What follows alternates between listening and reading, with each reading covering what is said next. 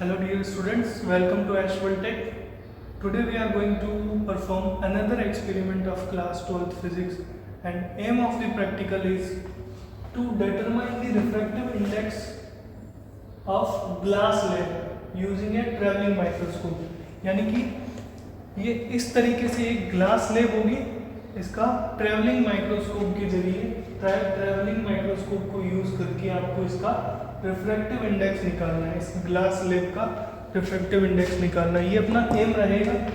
इसके अंदर क्या क्या अपरेटस रिक्वायर्ड होते हैं, तो इसके लिए एक ट्रैवलिंग माइक्रोस्कोप यूज में आएगा, जो भी अपन देखते हैं। नेक्स्ट इसके बाद एक ग्लास स्लैब, जो भी मैंने आपको दिखाई है, ग्लास स्लैब का यूज में आएगा। इसके बाद लाइकोपोडियम पाउडर है ना, ये एक तरीके का पाउडर होता है जिसको स्प्रिंकल करना होता है ग्लास स्लैब के ऊपर, उसके बाद रीडिंग लेनी होती है। तो ये या फिर चॉक पाउडर या चॉक डस्ट जो होती है उसको यूज में लेना है।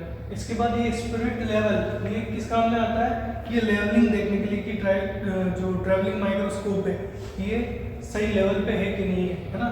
तो स्पिरिट लेवल और small piece of white paper, ये small piece of white paper, इसके ऊपर अपन एक प्लस बनाते हैं, प्लस का साइन या कोई भी निशान बनाते हैं, उसके ऊपर से ट्रैवलिंग माइक्रोस्कोप से आईपीस लेंस से अपन देखते हैं पीस ऑफ वाइट पेपर के ऊपर जो निशान बना हुआ है, या प्लस साइन जो अपन बनाते हैं उसके ऊपर सिंबल कोई भी बनाते हैं उसको अपन वाइट पेपर से देखते हैं। इसके अंदर क्या थ्योरी या फॉर्मूला यूज में आता है, ये ऑब्जेक्ट है, यहाँ से लाइट रे जाएगी ऊपर की तरफ, ये लाइट रे, आपको पता है कि लाइट रे जब डेंसर मीडियम से रेयर मीडियम के अंदर जाती है तो नॉर्मल की तरफ बेंड हो जाती है। लेकिन इस केस के अंदर क्या हो रहा है कि लाइट रे 90 डिग्री के ऊपर इंसिडेंट हो रही है, तो वो बिना बेंड हुए सीधे निकल जाएगी।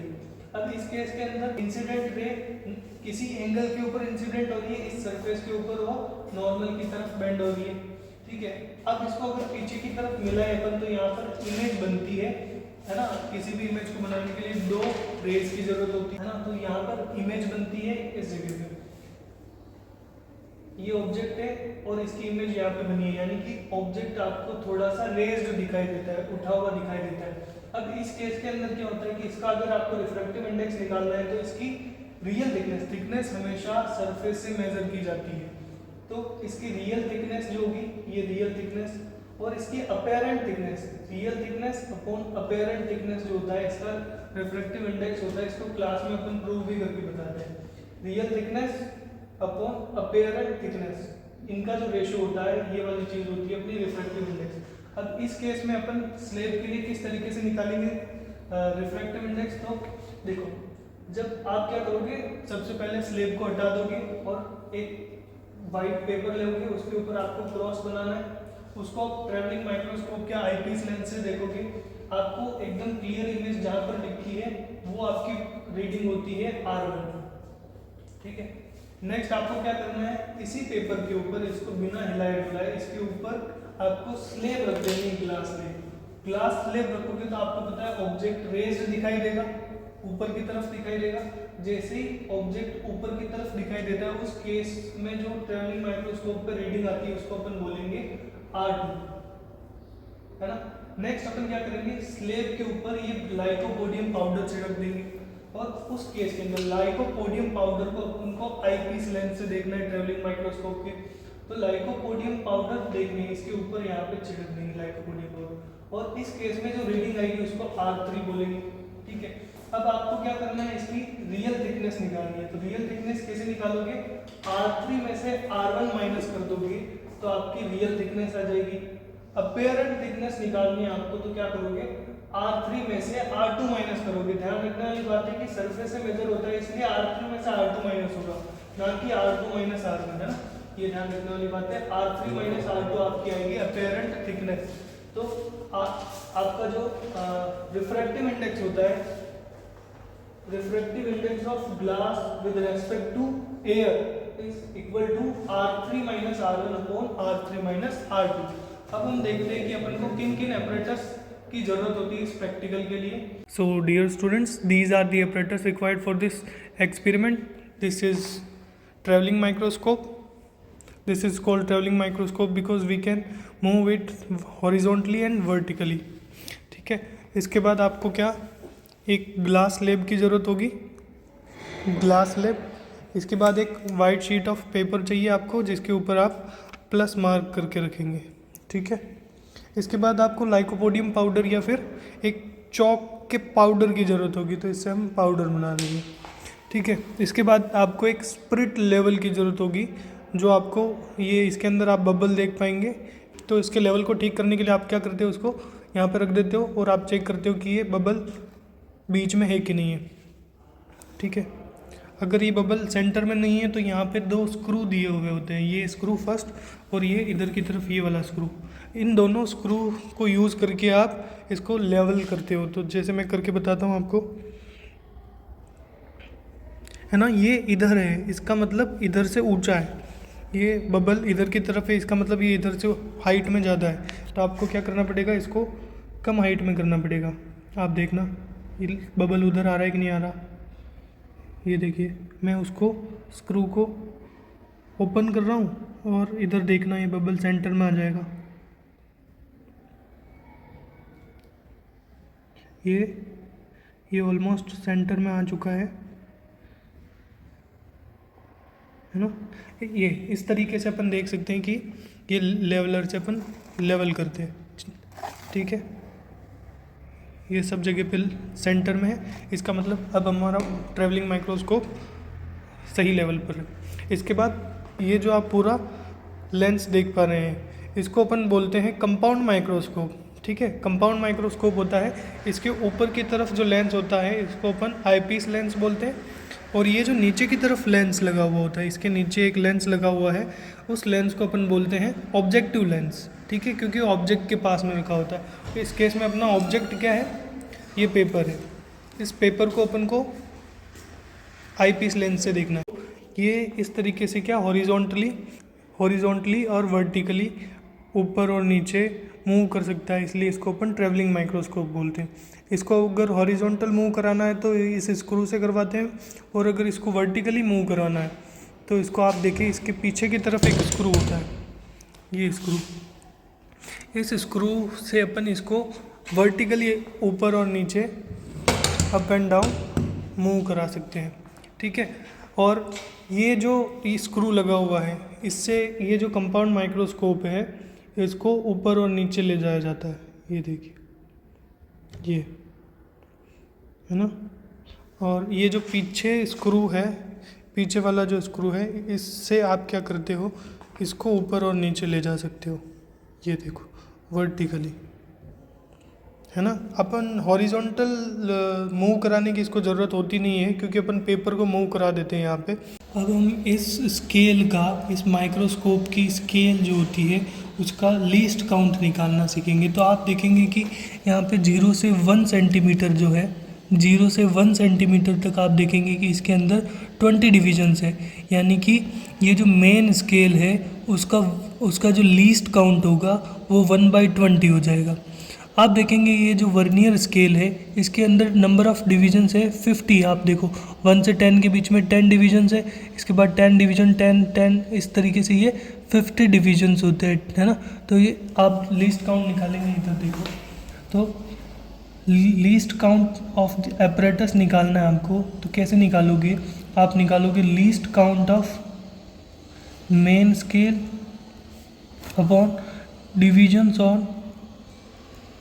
डिविजन्स ऑन वर्नियर स्केल, ठीक है। तो least count of main scale आपने निकाला 1/20, और डिवीजन ऑन वर्नियर स्केल आपके पास आया 50, तो ये आ जाएगा 1/20 अपॉन 50, ये इससे मल्टीप्लाई हो जाएगा, तो ये हो जाएगा 1/1000, विच इज़ 0.001 सेंटीमीटर, या फिर इसको ये भी लिख सकते हैं 0.01 मिलीमीटर, है ना। तो ये लीस्ट काउंट आ गया अपने पास एपरेटस का 0.01 mm या फिर 0.001 सेंटीमीटर।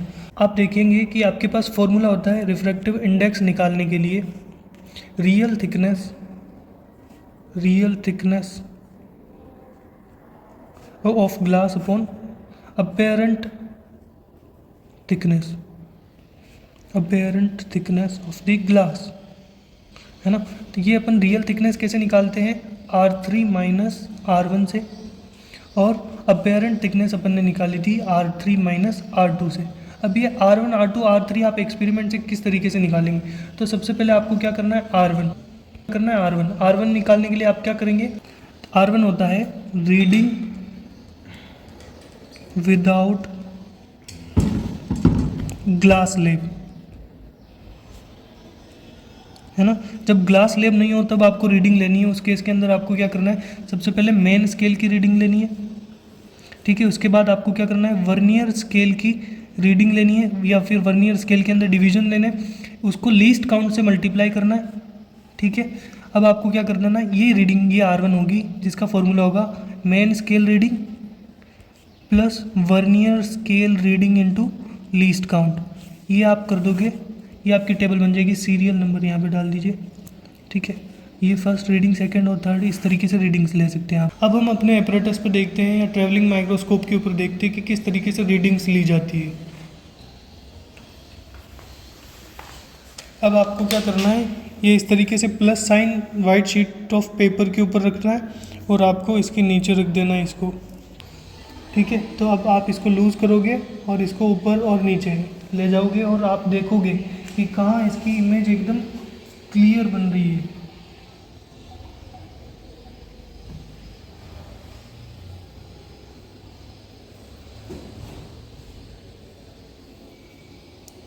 तो आप देखेंगे कि थोड़ा ऊपर ले जाने पर आप ये ऑटोमेटिकली ब्लर हो जाती है और एक पोजीशन आती है जहाँ पर ये एकदम क्लियर बन जाती है। अब आप यहाँ पर देख सकते हैं इसको, यहाँ पर एकदम क्लियर इमेज बन रही है। अब मैं इसको ऊपर की तरफ ले जाता हूँ तो ये एकदम ब्लर होने लग जाती है इमेज, है ना, ये ब्लर होने हो गई। अब इसको मैं अगर नीचे की तरफ खिसकाता हूँ तो ये वापस, अगर मैं इसको नीचे की तरफ ले जाता हूँ तो ये यहाँ पे कहीं पे एकदम क्लियर इमेज आपको मिलती है। और अगर मैं इसको वापस नीचे की तरफ खिसकाऊँ तो आपको वापस ब्लर इमेज दिखाई देने लगेगी, ठीक है। वापस ये ऊपर की तरफ ले गया मैं और कहीं यहाँ पर ये देखिए आप एकदम क्लियर इमेज दिखाई दे रही है हमको, जो पेन से अपन ने मार्क बनाया था, ठीक है। तो इस जगह को मैं स्क्रू से टाइट कर दूँगा और ये अपनी फर्स्ट रीडिंग R1 हो जाएगी, है ना, R1 के लिए, ठीक है। अब हम स्केल के ऊपर इसकी रीडिंग पढ़ेंगे। ये देखिए ये 0 है, ये 1, ये 0 है, 0.5 mm है, इसके बाद ये 1 mm, ये 1.5 mm, 2 mm, 2.5 mm, इस तरीके से ये 0.5 mm और इसके बाद ये 1 सेंटीमीटर, ये इस तरीके से इसकी रीडिंग देखी जाती है। अब आप देखोगे कि ये 0 के सामने कौन सी रीडिंग है, तो आप देखेंगे अगर यहाँ से 1 mm आप पढ़ते जाएँ, 1 mm, ये यहाँ से अगर आप पढ़ते जाएँ ऊपर तो यहाँ पे आएगा 20 mm, और 20 सेंटीमीटर से ऊपर आप देखेंगे तो ये देखेंगे 2.05, है ना, 2.05, इसके बाद 2.1, इसके बाद 2.15 और ये 2.2, और इस जस्ट ऊपर आप देखेंगे तो 2.25 सेंटीमीटर और उसके जस्ट ऊपर 0 मिल रहा है। तो उसके ऊपर वाली रीडिंग हम वर्नियर स्केल के ऊपर देखेंगे। तो आप देखो कि इसके अंदर जो मेन स्केल है उसके ऊपर आपके पास रीडिंग आई है 2.25। तो हम लिख लेते हैं इधर ऑब्जर्वेशन टेबल में, ये हमारी ऑब्जर्वेशन टेबल है, इसमें मेन स्केल रीडिंग अपने पास आई है 2.25 सेंटीमीटर, ठीक है। अब वर्नियर स्केल रीडिंग किस तरीके से देखनी है वो देखिए आप। तो अब आपको लाइंस मिलानी है वर्नियर स्केल और मेन स्केल रीडिंग में, जहाँ पर ये एक लाइन ऐसी होगी जो एकदम सही से मिल रही होगी, वही आपकी वर्नियर स्केल की रीडिंग होगी। तो अब आप यहाँ से ऊपर की तरफ चलते हैं और ध्यान से देखते हैं तो ये 15 के बाद 16 और 17 नंबर लाइन, ये देखिए वर्नियर स्केल के अंदर ये 5, ये 10, ये 15, और अगर आप ध्यान से देखेंगे तो ये 17 नंबर वाली जो रीडिंग है, ये 17 वाली, ये मेन स्केल में अच्छे से मिल रही है। अब ये रीडिंग अपन ऑब्जर्वेशन टेबल में लिख लेते हैं। हमारे पास वर्नियर स्केल रीडिंग आई है 17, इसका लीस्ट काउंट अपने पास में है 0.001 सेंटीमीटर, है ना। अब इसको अपन ऐड कर देते तो अपने पास R1 आया है। मेन स्केल रीडिंग कितनी है 2.25 प्लस वर्नियर स्केल रीडिंग, अच्छा इसको सॉल्व करेंगे अपने पास तो आएगा 0.017, है ना। तो यहाँ पे ऐड कर दो 0.017, तो ये आपके पास R1 रीडिंग आ जाएगी 7, ठीक, और 516 और ये 2, यानी कि 2.267 सेंटीमीटर आपकी R1 रीडिंग आ गई। अब क्या करना है आपको, ये जो आपका पीस ऑफ पेपर है इसको आप एक जगह पे स्टेबल रखने के लिए इसको टैप से चिपका देते हैं। ये इस तरीके से ये अपनी जगह पर फिक्स हो जाएगा। ये अच्छे से टेप फिक्स करने के बाद आपको क्या करना है, यहाँ पर एक स्लेब रख लेनी है ना। और ये अब जो आपको प्लस दिख रहा होगा, प्लस साइन इसके अंदर हल्का सा ऊपर की तरफ उठा हुआ दिखाई दे रहा होगा। इस प्लस साइन की आपको क्लियर इमेज इस आई पीस लेंस से देखनी है। तो इसके लिए आप क्या करोगे, पीछे जो स्क्रू है इसको हल्का सा लूज़ करोगे और इसको हल्के से ऊपर की तरफ खिसकाओगे। ध्यान रखना है कि अब ये वाला जो माइक्रोस्कोप है ये मूव नहीं करना चाहिए। अब आप सिर्फ यहीं से मूव कराओगे, ना तो ये हॉरिजॉन्टली मूव करेगा, ना ही यहाँ से इस स्क्रू को यूज़ करके आपको लूज़ करना। अब सिर्फ आपकी रीडिंग सिर्फ यहाँ से लूज़ करके ऊपर और नीचे अप एंड डाउन करके इसकी रीडिंग लोगे आप। तो अब आप उसको हल्का सा ऊपर करो और जहाँ पे प्लस साइन एकदम क्लियर विजिबल हो आपको, पे प्लस साइन आपको क्लियरली विजिबल होगा। देखिए आप, अब आप देख सकते हैं आपको प्लस साइन इसके अंदर एकदम क्लियरली विजिबल है ना। अब इसकी आप रीडिंग ले लोगे। इस केस में जो आपके पास रीडिंग आएगी वो R2 यानी कि रीडिंग विद ग्लास लेब। अब इसकी रीडिंग हम इस स्केल पे देखेंगे। मेन स्केल पर इसकी रीडिंग कितनी आ रही है, यानी कि 0 के सामने या उसके जस्ट नीचे आपको क्या दिखाई दे रहा है ना, 3 सेंटीमीटर और इससे ऊपर यानी कि 3.05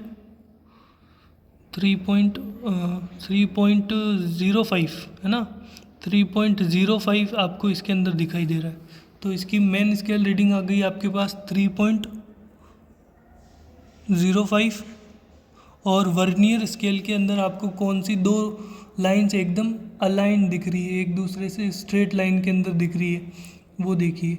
तो अब आप रीडिंग देखेंगे तो आप देखेंगे कि 0 के जस्ट सामने 3 से थोड़ा सा ऊपर है, यानी कि 3.05 है ना। 3.05 आपके मेन स्केल के अंदर रीडिंग आई। और अब वर्नियर स्केल और मेन स्केल के अंदर आपको ऐसी लाइन मैच करनी है जो दोनों एक दूसरे से अलाइनमेंट में हो, यानी कि सीधी हो, स्ट्रेट हो। तो आप देखेंगे कि ये 10 और 11 नंबर वाली जो लाइन है वो एक दूसरे से अच्छे से एकदम मैच कर रही है। तो ये 11 नंबर रीडिंग आपके वर्नियर स्केल में आ जाएगी। अब हम ऑब्जर्वेशन टेबल में ये रीडिंग लिखते हैं। तो हमारे पास R2 रीडिंग कौन सी है, रीडिंग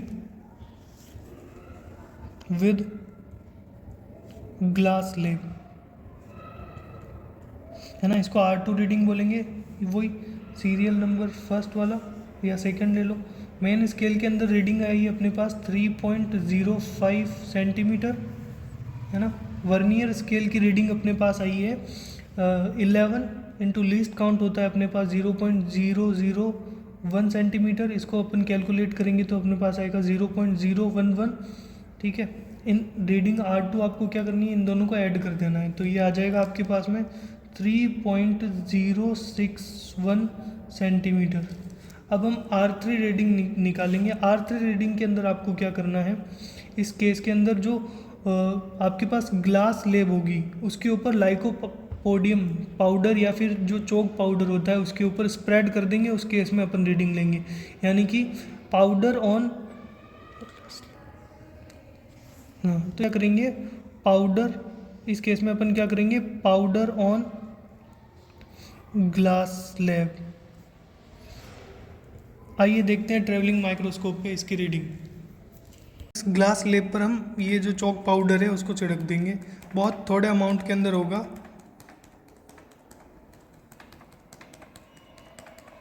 ये इस तरीके से अपन छिड़क देंगे प्लस साइन के ऊपर, क्योंकि ये वहीं पे फोकस कर रहा है तो प्लस साइन के ऊपर हम इसको छिड़क देंगे बहुत कम अमाउंट में। ये देखिए, ठीक है। अब इसको अपन आईपीस लेंस से देखेंगे इसकी क्लियर इमेज कहाँ बन रही है। तो इसके लिए अपन को क्या करना पड़ेगा, इसको इस स्क्रू की सहायता से इसको थोड़ा ऊपर की तरफ खिसकाना पड़ेगा, जिससे इसकी रीडिंग एकदम क्लियर आ जाए।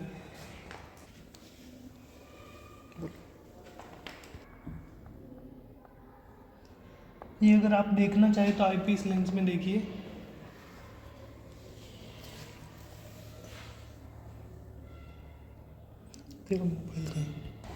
ये देखिए, अब आप चौक पाउडर को एकदम क्लियरली यहाँ से देख सकते हैं। अगर मैं इसको हल्का सा नीचे की तरफ ले जाऊँ तो ये ब्लर हो जाएगा, ये देखिए। और अगर मैं इसको ऊपर की तरफ लाऊँ, यहाँ पे आपको अच्छे से विजिबल हो जाएगा। और इसको मैं और ऊपर की तरफ लाऊँ तो ये वापस ब्लर हो जाएगा। इसलिए मेरे को बीच में कहीं पे एक ऐसी जगह पे इसको सेट करना है जहाँ पर ये अच्छे से विजिबल होने लग जाए। यस, यहाँ पे ये देखिए, इस जगह पे आपको चौक पाउडर एकदम क्लियरली विजिबल है। इस जगह को मैं टाइट कर दूंगा। अब हम इसकी रीडिंग लेते हैं, ठीक है। अब इसमें आप देख सकते हैं मेन स्केल के अंदर रीडिंग 0 के जस्ट सामने आप देखेंगे तो ये 4 के जस्ट ऊपर वाली आप देखेंगे तो 4.05, फिर 4.1, फिर 4.1 के ऊपर जस्ट आप देखेंगे तो 4.15, फिर 4.2 और 4.25। 0 के जस्ट सामने देखेंगे आप तो 4.25 रीडिंग आ रही है आपके पास। तो मेन स्केल रीडिंग तो आ गई आपके पास 4.25। वर्नियर स्केल और मेन स्केल जो है उसके अंदर कौन सी लाइन दोनों एक दूसरे से एकदम अच्छे से मिल रही है, तो उसकी रीडिंग अगर आप ध्यान से देखें तो यहाँ पे 4 वाली थोड़ी थोड़ी मिल रही है। और इसके बाद अगर आप ऊपर की तरफ जाएं तो ये 15 नंबर वाली जो रीडिंग है ये 15, यानी कि ये 10 और ये 5, यानी कि ये मेन स्केल से अच्छे से मिल रही है। तो 15 नंबर रीडिंग हम लेंगे, वर्नियर स्केल रीडिंग। अब हम ऑब्जर्वेशन टेबल में इस रीडिंग को लिख लेते हैं। तो R3 रीडिंग के लिए अपन क्या करेंगे, ये 3rd नंबर इसमें मेन स्केल रीडिंग अपने पास आई 4.25 और मेन स्केल रीडिंग अपने पास में आई है 15। इसका लीस्ट काउंट अपने पास में है 0.001। इसको अगर आप सॉल्व करोगे तो आपके पास आएगा 0.015, है ना, सेंटीमीटर में है सब।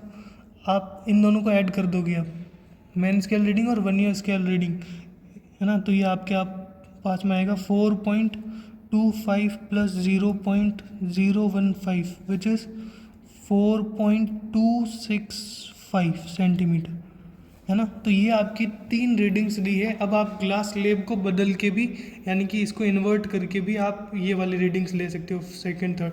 हम ये 3 रीडिंग से इस ग्लास लेब का रिफ्रैक्टिव इंडेक्स निकाल के बताते हैं। अब इन सारी रीडिंग्स को अपन कैलकुलेट करते हैं, ठीक है। तो ये फॉर्मूला अपने पास में आया रिफ्रैक्टिव इंडेक्स का R3 माइनस R1। तो अपने पास R1 कितना आया है, R1 की वैल्यू अपने पास में आई है 2.267 सेंटीमीटर। R2 की वैल्यू अपने पास में आई है 3.061 सेंटीमीटर, 3.061 सेंटीमीटर। और R3 की वैल्यू आपके पास में आई है 4.265 सेंटीमीटर।